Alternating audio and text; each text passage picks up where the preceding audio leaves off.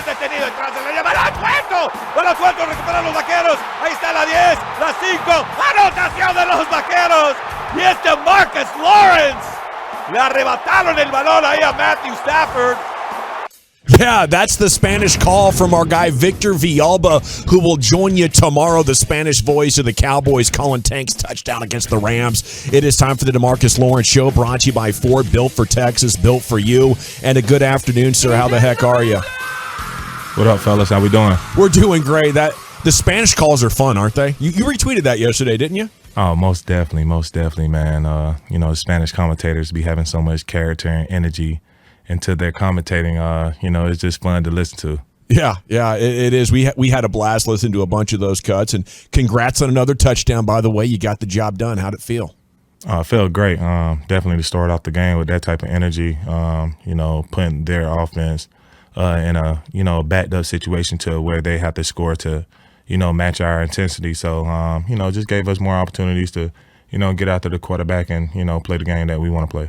Yeah, so great job. It's amazing to be 4-1. Now, I do have to ask you about something. It looks like from some of these quotes, we weren't there at the start today, but it looks like from some of these quotes, you got annoyed with the reporters asking all these questions about the Eagles and Jalen Hurts today. Is that about how that went? Oh, yeah. Man, they can be, overly aggressive, talking about the same thing over and over. And, I ain't got time for it. I love it. And you're pretty confident it's not that big of a deal, right? Or they got to beat you guys in order to prove that they're really something. Is that right? Oh, yeah. We just take it 1 week at a time. We're not trying to count the chickens before they hatch. So, it's just really about competing. We know we're going to go out there and compete. We know they're going to come and compete. But it's all about, who gets the job done at the end. Hey, Tank, I want to ask you about your touchdown, though, the other night or the other afternoon. And did you have a celebration in mind when you broke free and you saw the end zone? I mean, it was an impressive spike, by the way, the athletic ability that you showed to elevate and then spike the ball your way. Did you have an idea what you wanted to do as you were running in, or is that your standard spike every time we see you score now? No, I didn't have an idea. Didn't even have an idea that I was going to score, but, once I got into the end zone, it was like, all right, like, think about it. Like, if you start running around and doing too much, you have to get back on the field because this was a defensive score.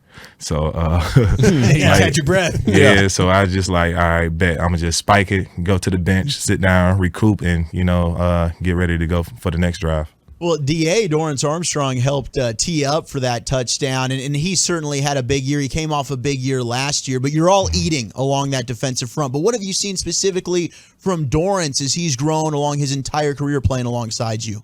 Yeah, just the elevation of his game from, where he was to now. His communication is off the charts. He understands the game plan. He understands how to communicate throughout the D-line, and it's just making it more comfortable for all of us up front to have, those type of guys around us that we can, communicate freely and make adjustments. DeMarcus, is this some of the most fun you've really ever had playing football? Like in your career, is this the most fun you've had? Oh yeah, hands down. Just feel like, it's just a lot of guys in our room that are so equipped and understand football that our communication is at an all-time high. Personally for me, and just being able to play with that type of communication just makes the game so much easier. What's the craziest thing somebody said to you at a game in Philly? I don't really pay attention to the noise. I hear the noise, but they ain't nothing but fuel to the fire. So, people in Philly always talking crazy, man. It's all up. Now, it sounds like from the sounds of the sideline, it was outstanding this week how DallasCowboys.com does that. They were rolling when you were talking to Micah about how you guys could counter what the Rams were doing, and you said we could run a slide. And it's great audio of you guys like getting together and talking on the sideline. Do you like having those cameras and mics down there? I mean, it's not necessary. I'm not doing it for clout or attention. I'm doing it, to help me and my teammates be on the same page. So I can care less, to be honest. But also, what y'all know about a slide, man? Like, okay, yeah, I was wondering if you could. Supposed to be knowing that type of info. I've heard stunts. I've heard games. What's going on with the slide now? Yeah, man. Just letting them know slides coming to us, and that's about it. Is that the sliding the line your way? Yeah, All right. sliding the line our way. There you go. I figured that was the case. Yeah, I was going to ask you though, Tank. You've matched up against Lane Johnson a lot throughout your career. Is it one of those things where you go into a game kind of having a plan about how you're going to attack him, or is it like, man, this guy's seen me so much, I got to kind of come up with some different ideas along the way? Because you've had some good success against him. Yeah, I think it's really about staying true to who you are. Don't try to make up stuff in the middle of the week, and just being able to stay true to who you are, your game plan, and the way you play, should cover you and keep you having success out there. How much conversation between you and the other pass rushers have y'all had over the last couple of weeks? These softy roughing the passer calls going down.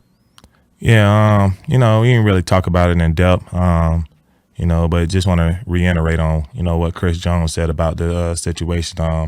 I feel like it'll be good for us to review it, make sure we have clarity on it before we make a decision. So, Tank, you're a married man, and I'm one of the only single individuals on our show here. So I'm out there, in the dating world, and we had a conversation on our show about one of the stresses is you got to pick a restaurant on a first date. Okay, so I wonder, in your dating life pre-marriage, what advice would you have? Like, what's a go-to on a first date, restaurant-wise, or maybe not even go to dinner somewhere? What advice would you have? Yeah. I say personally, figure out the person that you're trying to date, their personality, their likes, dislikes, because you don't want to sit there and go spend no money and then you're like, oh, I ain't even like this restaurant, I don't even like this food, so that's just gonna hurt your pockets and hurt your feelings.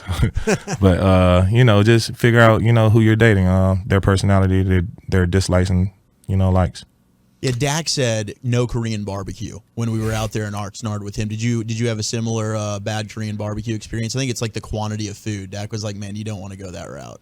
Shoot, I mean, the last Korean barbecue I went to, it was a good experience. They let you cook your own food in front of you, have a little family time and stuff. So I think it's pretty cool. How's the injury? You got a chest injury? How's that coming along? We good? Yeah, we solid. Tank, speaking of the Korean barbecue stuff, how about hibachi style? Like the hibachi meal is a meal that you have to be at least with one person. Like I'm a guy, I can do stuff by myself. I'll see a movie by myself. I'll go eat somewhere by myself. But like a hibachi restaurant, right? Like you gotta at least have one person with you. You can't do that hibachi style eating by yourself, right? Oh yeah, most definitely. You gotta have multiple people with you. You doing hibachi style, you basically paying for the whole table. So you don't want to just sit there and ain't nobody sitting with you. A question about the nickname stuff, because obviously Tank is a kick-ass nickname. I know you at one point nicknamed when he was a rookie Tristan Hill Fat Winnie the Pooh. I'm just curious if that thing stuck or not. Nah, that never happened. Tristan, I'm a hot boy. Mad love for him, mad respect, but I don't know where y'all get no Fat Winnie the Pooh from. I'm not making it up. But it's been some years, and you've certainly slept since then, and you've had some bone-crushing hits since then, so it makes sense. Oh yeah. Speaking of the nicknames, are the Hot Boys still alive? Are you bringing it back here? Oh, we never left. I know seasons were different, where we wasn't elevated, to the point that we are now, but we back in full effect. Can we get some more T-shirts? I got one of those Black Cat T-shirts, by the way. I thought that was really cool. Yeah. Oh, most definitely. Right on. Now, Tank, final question here. I don't know if you've heard anything about this, but they're saying Jalen Hurts has greatly improved this year. What do you think about that? Yeah. It's all over the film. Way he communicates with his offense, the way that, he's making progress in the passing game and the running game, and he's not making as many mistakes as he was last year. So I feel like his game has improved, but it's still, the fact of the matter is he still has to face us. I love it, man. Give him hell up there for 60 minutes. We'll be pulling for you. Ain't no other way, boys. Let's go.